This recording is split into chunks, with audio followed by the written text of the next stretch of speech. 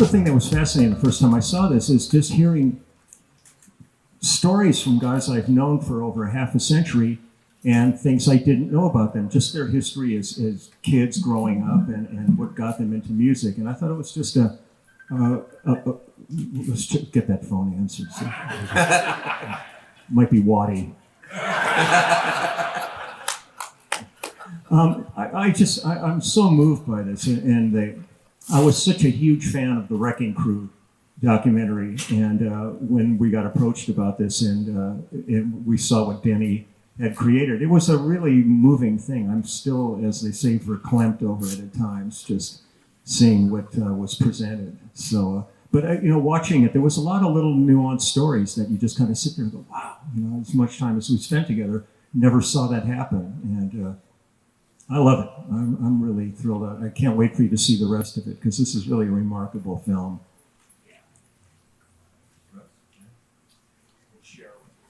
I don't know if this was, that's right, part of the question, but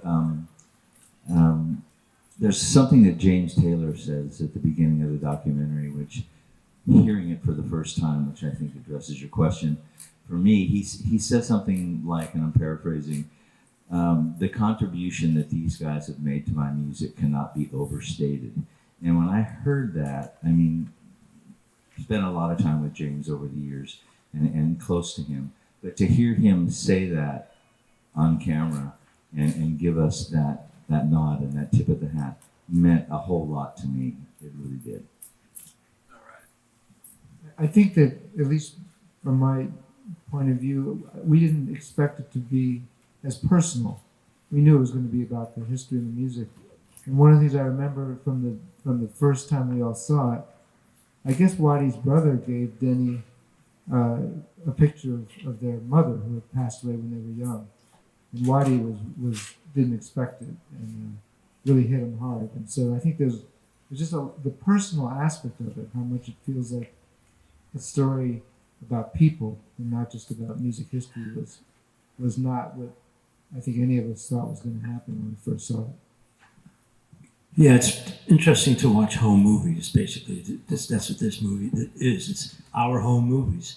And it's extraordinary to watch yourself and to watch your own history, and of course, the history of these fellows who I've known basically my whole life. So it's quite an experience. And yes, it is moving. It's every time we've all seen it a bunch of times. And we're always moved by it, and always moved, not by ourselves, but by the whole thing. I also must tell you that when we decided to make this film, and Denny pushed the trigger on it, we realized we had to call some of the folks that we wanted to be interviewed about it. So I got on the phone. Within about 5 days, I had James, Carol, Brown, Jackson. He says 5 days. It was the next day. I'm sorry. Yeah. We'll call him back. Yeah. I called all these people, and within 4 or 5 days, they all agreed to do it. Within about 2 weeks, they had done it. Denny had to go. Denny shot them all. It happened very, very quickly. And that was really rewarding to me to realize how quickly and how interested the people we knew were in participating in this film. It's funny because a lot of people say, was it hard to get these stars? And I said, on this film, absolutely not. I mean, there's no gatekeeper. They made a call, and it was instant. And I've never seen so many people jump so quickly. And all that says is how much love they have for these guys. And it was extraordinary. Literally the next day after we talked to the guys, I said, what do you think of this idea? The next day he said, yeah, we're going for it. Let's go for it. They said, Carol can do this in 3 weeks. And I was in a panic because you realize, many of you were with me, the last film took 19 years. And I quickly, and I learned on the job as we went along. I mean, I kind of knew the story. Obviously I knew the story, but there was more to it. And I can't say how amazing these artists were to jump on and say they couldn't stop talking about them. And that was the greatest thrill for me of how much love they have for them. I will say there was one, and I'm sure he wouldn't mind me telling this story, that we did have a no. I think possibly the first person, because I called him right away, I called Crosby. And he had just finished his own documentary and said, would you guys hate me if it's just so close to mine if I didn't do it? I said, Crosby, of course not. So then the thing goes on, and you guys interview everybody, and he said, "We're done. We got everyone." I said, I'll bet Crosby forgot I asked him, and if we don't ask him, he's gonna hate me. And I called him up. He said, "I thought you'd never asked." He was the last interview. Yeah, it was amazing because it was only a few months before he passed. And you know what's great about a lot of these guys? Everybody's honest. No one pulls punches, and that's the greatest thing about making these kind of docs. It's remarkable. I've never been one to think about what I've done. I'm always thinking about today and tomorrow. I never really ever think about what I've done in the past. So to sit and watch this and have to kind of address your own history is really strange. I'm used to being interviewed for other people's documentaries, and that you're going to be talked to for 10 minutes and you're going to be a 18-second, little snippet in it. But to actually watch this and see so much of our lives kind of laid out like this it's really interesting to me. I find it fascinating, but I'm so kind of entranced by everybody's journey, because in this, when Waddy talks about the beginnings for him with the Everly Brothers and stuff, it's hysterical stories that are told in here, and we've all had unique journeys to get to this point we're at, but still at this point, I still think about I'm at the NAMM show today, and what am I doing tomorrow? I don't really ever think about the past, so it's made me kind of address my own life in a way I never quite expected I was going to do, because it's not something I ever thought about. We didn't think about, well, this is a hit. None of us ever said that. We don't call hits. We do know what we like, and we know what should be played on a song. We hear a song and we know how to find a part on it. But we had we're in the music business, but not really, The part we're interested in is the nuts and bolts of actually playing music. So it was that's what we concentrated on. The big thing about, and for those who've seen the movie, you've already seen it, you understand where it goes. For those who haven't seen it, the difference between these guys and the Wrecking Crew, it was an era that changed. In the 60s, the Wrecking Crew came in because the labels and they didn't trust the bands to play the music. So they had session guys. They had 3 hours, you gotta get in, get out. You got 3 songs to do.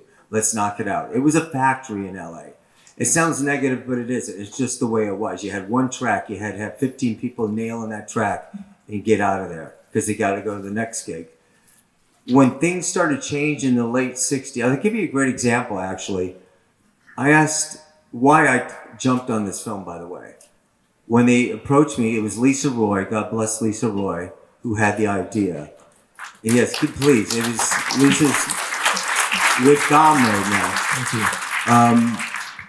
And it was her idea because I was up for another doc and the artist didn't want me, which is fine.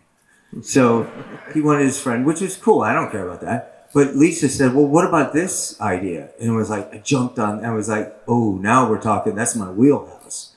I understand these guys. These guys were all the legends. I only knew Leland, personally, but all these guys were the legends I knew. And I remember the one thing that asking Peter Asher something, I said, I was talking like this and said about these guys that were legends. He looked at me like I was nuts. He goes, they weren't legends. They were our friends. At the first realized those were your first albums. Can you imagine? Russ's first 3 albums that year was Joni Mitchell's Blue, Sweet Baby James, and Tapestry. You could have quit. You should have quit them. But you realize these guys were at the world had changed. And I asked Lou Adler, I said, in the old doc, I said, Lou, did you change your sound when you got to Tapestry? Is that why you stopped using the Wrecking Crew? Was it a conscious decision? He says, absolutely not. He goes, Carol brought her friends in. She brought in Cooch and James Taylor. So when I got this opportunity, I went, oh my God, this is it. This is like the stepping stone. And the other thing that my spin on this thing, which really I loved, was they had this band called Immediate Family. Now, if you remember The Wrecking Crew, I started the film with this one line. This is the story of my father and his extended family, The Wrecking Crew. It is about family. All you musicians out there, you know you've spent more time with each other than your own families. And that develops a relationship, hopefully for a lifetime, which these guys did. So that was, for me, a hook. But these guys went on the road. That's the other thing that's changed. They were able to do, you recorded an album, they went on the road instantly with it. And they supported that album. The business at that point changed, where they could do that. My favorite part about these films are putting them at a round table. When they sit at that round table, it's how I grew up. I never saw my father play I never went to work with my dad. I'm born in 61. So I never went to sessions, never saw him play his guitar at home. And until the 70s. What I did see is a bunch of card games, a bunch of dinners, and a lot of, all the jabbing and teasing and laughter. And that's why when you put these guys together, that's what you're going to get. And that was easy. So it's a piece of cake when you let them fly. You just got to put them in the room and let them go and stay out of the way. I was talking to a friend of ours, great musician, CJ Vanston, might be here yesterday. We made the observation that in other art forms, like if you're an actor, you're competing for a part against all the other actors. If you're, there's one, if you're an artist, you're trying to get that show. This art form, we need each other. It's very unique. Whether we need each other to play together or I need someone to sub for me. So, I suppose there's some competition, but it's a brotherhood and sisterhood where we depend on each other, and that becomes this big family, and that was, I think, very well represented by Denny in this film. I think I've loved every second since I started playing. It's like he said, there's certain maybe physicalities that have maybe slightly diminished, hopefully not too much over the years, but it's been the most joyous thing to spend my life in music, and not so much even just the playing, but the community of musicians is one of the most remarkable communities, and the opportunity. One of the greatest opportunities that has given me, and I think for all of us, is travel. We've gotten to see the world, and you go to places where you don't have a common language, yet you start playing together, and it happens. It just locks in. There's this other level that takes place in our consciousness, and I feel just so fortunate. And I find myself playing at this point, and sometimes there's a line that I go, I should have nailed that, but I kind of suck. But whatever comes out is what it is at that moment. So I don't really think about that. I just really think about the opportunity to play music and to have been blessed enough to have this be a life. And to have this group of musicians who I've been looking at across the stage now for decade upon decade. And I just smile every time I see them. And new things happen every night when we play together. And it's just an adventure every time we get to do anything. And I think most musicians feel that way. It's a real gift that we all get to enjoy together. So. Say something. Put him on the spot. Music and creating music is a joyful experience. And for me, it starts with some sort of mystical idea. You have an idea for a lyric or for a melody, or you want to tell a story, and it's in your mind, but it's not in the real world yet. It's not tangible.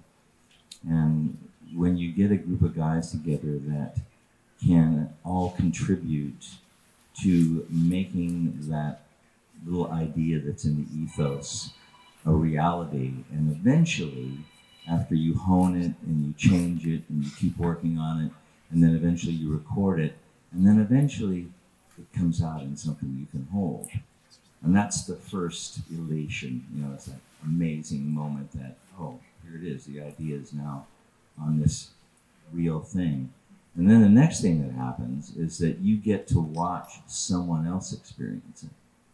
And they might not see it or hear it the way that you intended it, but they hear it within, their own person. And that's really a joyful thing to experience.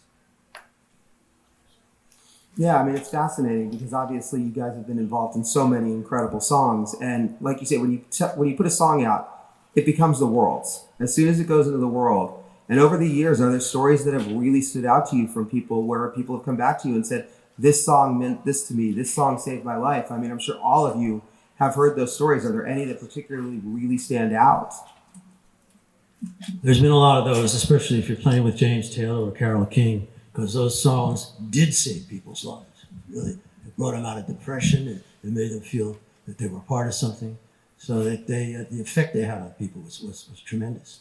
And we all got to experience that firsthand when we did the Troubadour Reunion Tour, which is James and Carol, and then the three of us as the backup band. And we all, as soon as we got together, we just fell right into it like we've been doing it all along. And I'll just give you one memorable thing for me is the stage was set up, it was in the round. So the stage moved around in circles, and people sitting right up to the apron of the stage. So we'd hit not Fire and Rain, we'd hit You Got a Friend. We started playing that. I'd look out at the audience, and it was the damnedest thing.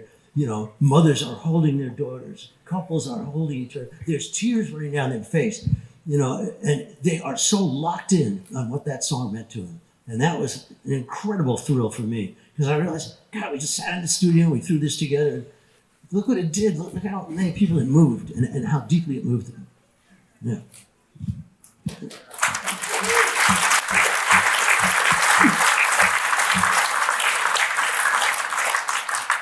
Well, I was at those shows, and that was incredible.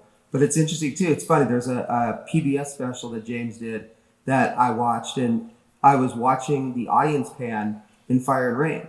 And what was amazing was to see how every person in the audience was in tears. And what was fascinating was to look at it and see that, every single one of them is thinking of something entirely different. They're all remembering something very different with it. That's really interesting because that's what these movies, people go, it's a bookmark in someone's life, every song. That song could be the same song as he listened to, but it's two different bookmarks. And when I started, people would say, oh my, that song meant so much to me in high school. Now it's that song, my parents used to play that, and on the record. Now it's my grandparents played it, which I'm fine with, but it's amazing how much the longevity these guys, their songs have gone across the board, so. Well, it's interesting, too, because, as I said earlier in the panel, all musicians want to think ahead. So there is a new Immediate Family album coming out February 16th, Skin in the Game, which is the first song that everybody heard as you were walking in.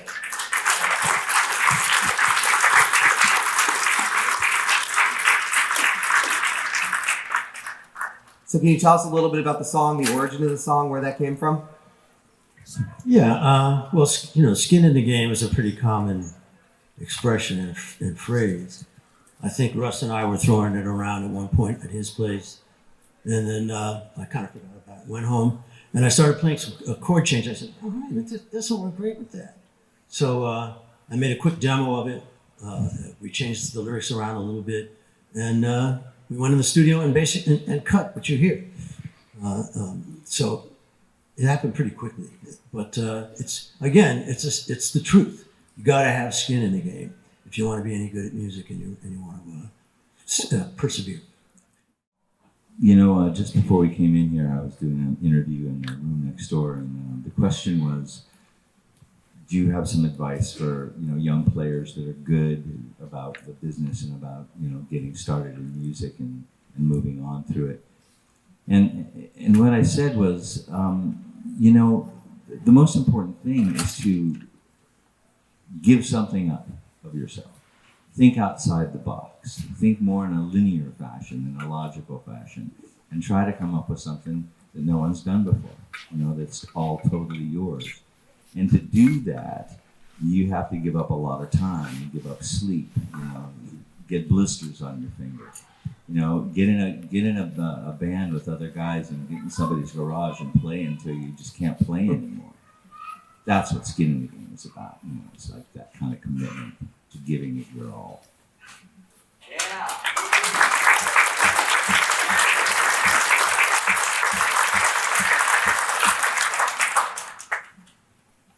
But it's also, I mean, I'm sure that you guys can address this a little bit. It's also about professionalism. It's about the way that you handle yourselves. And it's also just about enjoying what you do. You know? Well, it is a profession, and you always have to remember that there's certain things that you do. You know, it's like I've done a number of clinics and master classes, and one thing I always express to the people is, I said, and most of the players know this, you know, if it's a 10 o'clock downbeat, if you're at 10, you're late. You know, you're there at 9:30, you know, plugging in, getting set up and ready to go. You're not pulling in the parking lot at 10 o'clock. You're looking through, if there's charts, you're looking through to see if there's anything that you really need to kind of get your handle on before you start working. A lot of things come into play, and then the minute the red light comes on, that's when the joy begins, and that's when the communication between the players starts happening, and that's where the song evolves. And for me, one of the things that I, you know, like so many players, like especially when COVID hit, started working from home, and you really realize how much you miss other input and other players when you're just sitting there by yourself, doing your part of it, where you can't affect the song other than your own part. But the magic that happens when we're all sitting in the studio together and an idea is starting to kick around in there, and you just go, this is so cool. This is just the best, because you're feeling this juice in the room that's really indescribable. And but you really try to encourage, like, especially the younger musicians that are coming along, let them, you know, try to give them some idea of what they're going to experience and what the joy they should have. Try not to talk to them about analog, because they look at you like an old fart then. But unless they ask, then you talk about it. But you know, I always come back to the thing that just this relationship is really still one of the greatest experiences I've ever had in my life. And to Russ and I just got off we've just been on the road for the past like 9 days together. And every night on stage, I'm standing there and I look next to me and go, how did I get so blessed to have this gift playing drums next to me, you know, for 54 years now. And I pinch myself every day. I do that anyhow. Goes both ways.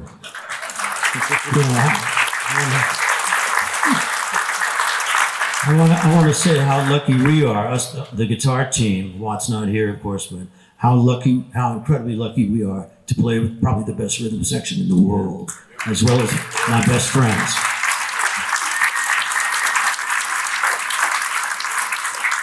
Sometimes I just, I think we all, if I'm not singing, I kind of sneak back into the line with them just to sit there and listen and enjoy. That's because you forgot the lyrics. That's why I have my iPad, but if the iPad turns off, I go back to these guys. You know, I want to just say one more thing. Talking about, you know, looking back or looking forward. We have all been so fortunate, and I have nothing but gratitude, and I'm sure everyone else feels the same way. When we were coming up, and we were kids, we were 18, 19, 20 years old, but so was Carole King, and so was James Taylor, and so was Jackson Browne. That's who we got to play music with, not unknown people. These people went on to write the songbook of all of our boomers' lives, and that's who we got to play with. So, I mean, we won the lottery. You keep that in mind. I mean, yes, you know, we participated and we played parts and they were recorded, but they were on songs that are iconic. You know, so we're very fortunate. Yeah, just want to point out is people, and we get asked a lot, like, what do you tell people now, and young people? And one of the things, and it's just the nature of the technology and the business in the world, is that most young people don't play together. They're alone with their computer. Look at Phineas and Billie Eilish. It's just the two of them mostly. And they make great music, but it's a different experience. We grew up and we played with other people from day one, and that's the experience that I cherish, and that's why at this age to come into this band and get to look forward to going to the studio or going on the road like it's an incredible thing. whenever the phone rings, you always say yes. Now, once you step into something, if it's not happening, you have the option then, if they call you back, to say no then. But you never know who you're going to meet. So any opportunity to play that comes along, take it. And it might suck, but you might meet somebody on that date that you connect with, and then you move on to another project and you say, God, I just worked with this great bass player, this great guitar player. And all of a sudden this little unit starts to form. So, but if you think you're above something and you say, oh no, that's not for me, you might miss out on something really incredible. So really avail yourself to as many opportunities as you can. Like the guys say, join a band, do things. And it's a business based on disappointment. I mean, there's always going to be people saying, don't dig what you're doing, or opportunities you get to audition for something and you don't get the gig. But you immediately move on to the next thing. You don't dwell on it. So, but avail yourself to as many people as you can. Like you said, join a cover band, do something like that to be out there and be seen. It's a business of relationships. So it's going to other people's shows. Like, be part of this. This is a community. That's why you're here at NAMM. How many 10,000? It's a community. And if you stay at home practicing, you'll get good at practicing. But go see other people play and support them, and then you'll meet people there, and on and on. Now I'm Famularo here at the Sessions panel. This is so exciting. Thanks for watching. Thanks for subscribing. Click the subscribe button to be a part of what we're doing. The views help us tremendously. All of your comments, we read them and react to them. This is incredible. The support you're giving us is great. The Sessions panel. We'll see you real soon.